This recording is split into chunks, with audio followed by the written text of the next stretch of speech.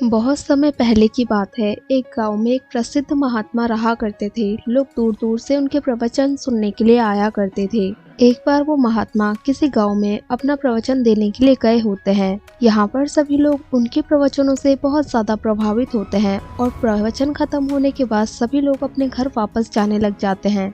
लेकिन तभी एक आदमी जो होता है, जिसने महात्मा जी की बातों को बहुत ही ध्यान पूर्वक सुना होता है, सबके चले जाने के बाद वो महात्मा जी के पास आता है और उनसे कहता है कि महात्मा जी, मैंने आपका प्रवचन बहुत ही अच्छे से सुना, लेकिन मैं आपकी एक बात से सहमत नहीं हूँ। वो उनसे कहता है कि आपने कहा है कि इस संसार में कोई किसी का नहीं होता है, और वो उनको बताता है कि मेरे 2 बच्चे हैं जिनसे मैं बेहद प्यार करता हूँ, और मेरी एक पत्नी है जो कि पति भक्त है। महात्मा जी थोड़ा मुस्कुराते हुए कहते हैं कि बेटा, इस संसार में कोई किसी का नहीं होता है। लेकिन वो जो आदमी था वो महात्मा की बात समझने के लिए तैयार ही नहीं था और वो बस अपनी ही बात पे अड़े रहा। तब महात्मा उससे कहते हैं कि यहीं पास में मेरा आश्रम है, और वो कहते हैं कि तुम 15 दिन लगातार मेरे पास आना और मैं इस बात को सिद्ध कर दूंगा कि इस संसार में कोई किसी का नहीं होता है। अब वो जो आदमी होता है वो ऐसा ही करता है और वो रोजाना महात्मा के पास जाना शुरू कर देता है।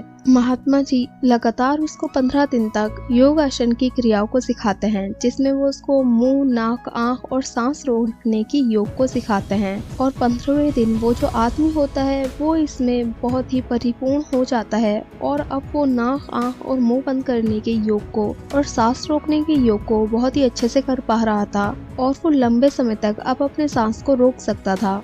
तब महात्मा उससे कहते हैं कि बेटा, अब तुम अपने घर जाओ और आंगन में सांस बंद करके लेट जाना और अपने हाथ पैर बिल्कुल भी मत हिलाना, और फिर अपने आसपास वालों की बातों को सुनना कि वो क्या बोल रहे हैं। अब वो जो आदमी होता है वो ऐसा ही करता है और वो घर के आंगन में जाकर सांस रोककर लेट जाता है और बिल्कुल भी हाथ पैर नहीं हिलाता।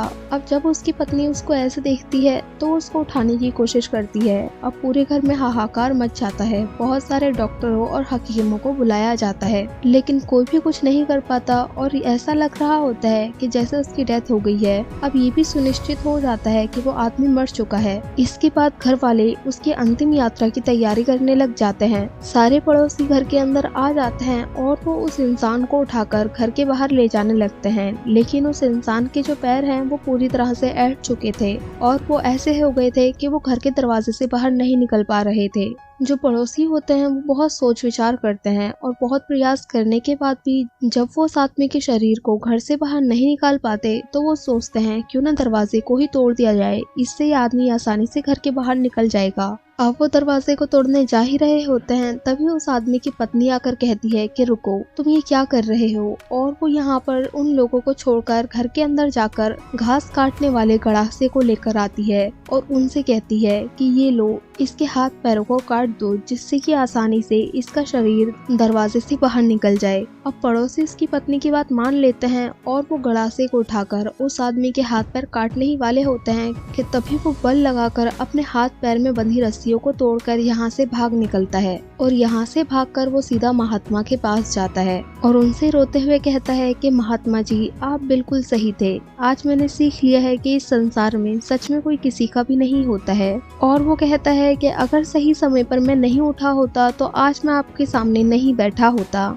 तो दोस्तों, इस कहानी से हमें ये सीख लेनी चाहिए कि हमें खुद में ही खुश रहना चाहिए, ना कि दूसरों में खुशियों को ढूंढना चाहिए, क्योंकि कोई भी हमारा इस दुनिया में ऐसे साथ नहीं दे सकता है जैसे हम खुद का दे सकते